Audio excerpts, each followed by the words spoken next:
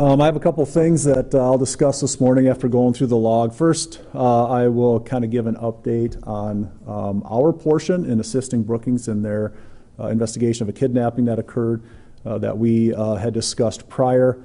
Being mindful, of course, that this is their investigation, but we can discuss what our involvement is in regards to that. Earlier, it was reported that when the victim was located, she was located with another female. I believe it was also reported that charges may be pending for her. A warrant was issued for her, and she was taken into custody by the police department yesterday. I will give you her name, and then I'll let you know what the charges are for her. Her last name is Heier, spelled H-E-I-E-R. First name of Ashley, A-S-H-L-E. Elizabeth, E-L-I-Z-A-B-E-T-H. She is a Brookings resident. I can get you an age here when that pops up. 29-year-old Brookings resident. Her charge that she's currently being held on is for the warrant that was issued, which is for 4 counts of accessory for harboring or concealing. She's also being held on a parole hold. She was also subsequently charged with possession or use of drug paraphernalia, possession of marijuana, and possession of a controlled substance for what was located in her possession at the time of her arrest yesterday. As I mentioned, it was 4 counts of accessory in regards to the warrant. I don't know where they came up with the 4 counts. That I'm going to have to refer you to Brookings in regards to that. But that's just simply what the warrant was for. And she was taken into custody without incident. What time was she taken into custody? I don't know what time she was taken into custody. I don't know. We spoke yesterday about the victim and a 29-year-old woman being found walking together after the chase here in Sioux Falls. Mm-hmm. This is the same. Yes. Yep, it'll be the same gal. Any update on the suspect who was the driver? I do. I do have an update on that as well. There has been a warrant issued for him as well. I do have a copy of that. I can explain to you what the charges are on that. The warrant that was issued for him, count 1 is kidnapping, count 2 and count 3, so 2 counts of aggravated assault, another count of aggravated assault, domestic violence, and 2 counts of intentional damage to property. Both of those intentional damage to properties are misdemeanors. Again, the substance for those charges, I'd have to refer you to Brookings, but that's the warrant that was issued. We will continue to work with Brookings, of course, as we do with this warrant being issued and with it coming out of Brookings. I can say that the Minnehaha County Sheriff's Office, their warrant task force, will be involved in this as well with their expertise, as well as the State Division of Criminal Investigation. So the seriousness of the charges, of course, reaches out to multiple agencies, and we're all working together to hopefully get this guy off the streets.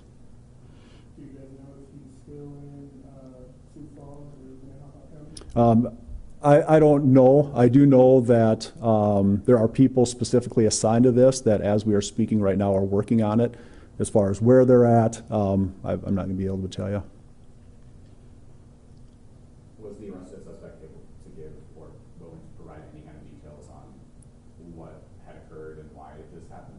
What I can say was that officers did speak with her. I don't know that I can go into really any detail about what was discussed, again, because this isn't our investigation. I just have to be mindful of that. Anything that we have done, we have relayed on to Brookings Police Department. I'd have to refer you again to them, just simply because it's their investigation. We're assisting as much as we possibly can, but anything outside of that, I just can't comment on. Okay. There was one other case that I will discuss that actually came out early this morning. It did make it onto the log. That's going to be a burglary that's listed on the log, 15646. And if you'd bear with me here just a second.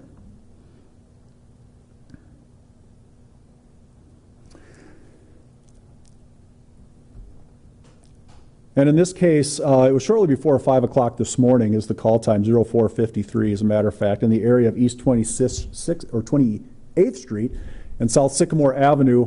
We had gotten called out there in regards to a burglary, and the information that we had received was that a subject had broken into a residence there with a firearm and was attempting to locate someone that wasn't there. As that call went out, someone was able to get a call out to us.